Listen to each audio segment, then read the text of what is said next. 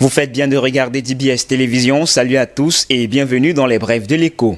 Le marché brassicole au Cameroun devrait davantage s'animer dès le début de l'année 2021. Selon les sources d'Investir au Cameroun, la société dénommée Brasserie Samuel Foyou, en abrégé Brassaf, unité agro-industrielle que monte depuis quelques années le milliardaire du même nom dans la banlieue de Douala, se prépare à lancer ses activités. La nouvelle unité brassicole, apprend-on, a sérieusement pensé à profiter de l'effervescence pendant les fêtes de fin d'année pour débarquer sur le marché dans un premier temps avant de se raviser en raison des derniers réglages à effectuer, notamment en ce qui concerne l'approvisionnement en matières premières et la production de la bière. En effet, l'unité brassicole de Samuel Foyou, déjà propriétaire d'une distillerie, la Fermancam, et bien d'autres entreprises telles que Plasticam, Moore Plaragon, Sotracel, Unalor, etc., racheté pour la plupart au défunt milliardaire Victor Foxo, entend apporter une innovation majeure dans l'emballage de la bière en Afrique. En lieu et place des bouteilles de verre ou de canettes, Brassaf devrait emballer ses produits dans une sorte de plastique adapté aux besoins de la cause.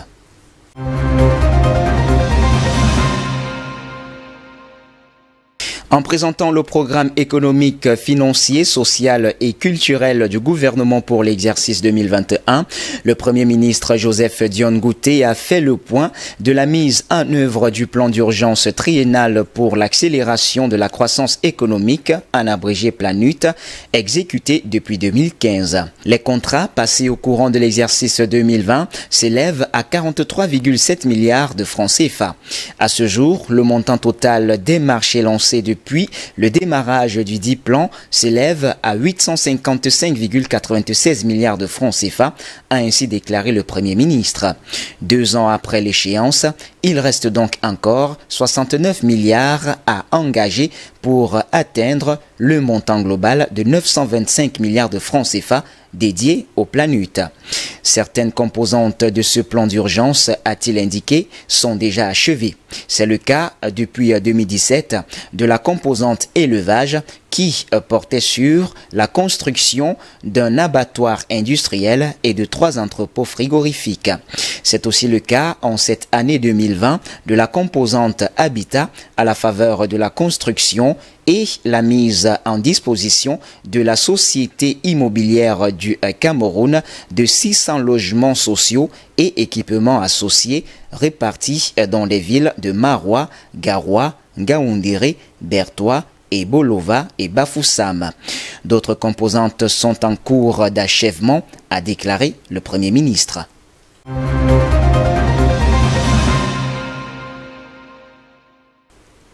Et puis toujours sur la même veine, le Premier ministre s'est également exprimé sur le projet de construction de l'usine de pied débutée depuis mars 2019 et de la ligne d'évacuation du barrage de Lompangar, 6 milliards de mètres cubes d'eau terminé depuis 2017 dans l'est du Cameroun.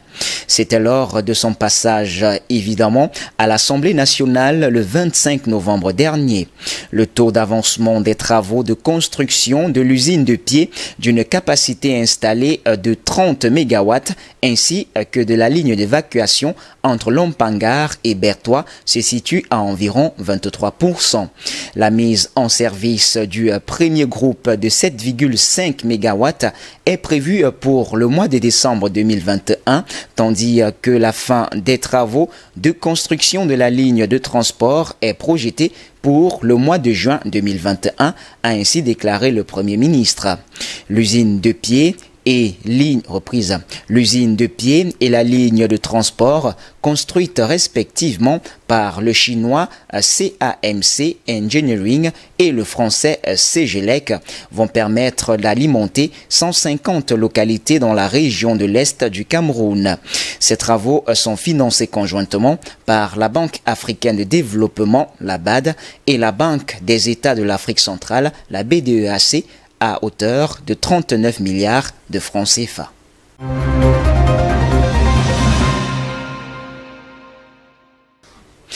Hors de nos frontières à présent, la capitale autrichienne est de nouveau confinée. Ce n'est donc pas à Vienne, mais en visioconférence que l'alliance OPEP Plus se réunit depuis hier lundi 30 novembre jusqu'à ce mercredi 1er décembre.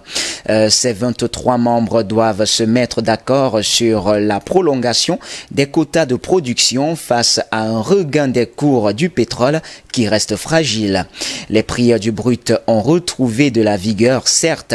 Après $50 de baril de Brent, ils ont rebondi de 25% en novembre grâce à la reprise de la consommation asiatique de carburant et grâce à un dopant psychologique qu'a constitué l'annonce de tests prometteurs de 3 vaccins contre le coronavirus.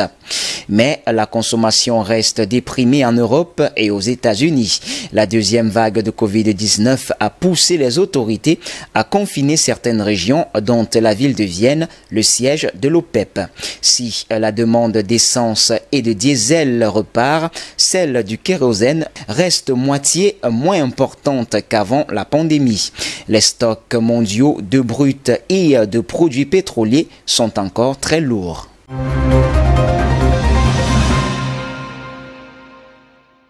L'effondrement des prix du gaz depuis le début de l'épidémie du Covid-19 a mis le compte de Gazprom dans le rouge au 3e trimestre. L'entreprise a subi une saignée financière douloureuse, l'équivalent de 2,7 milliards d'euros de pertes.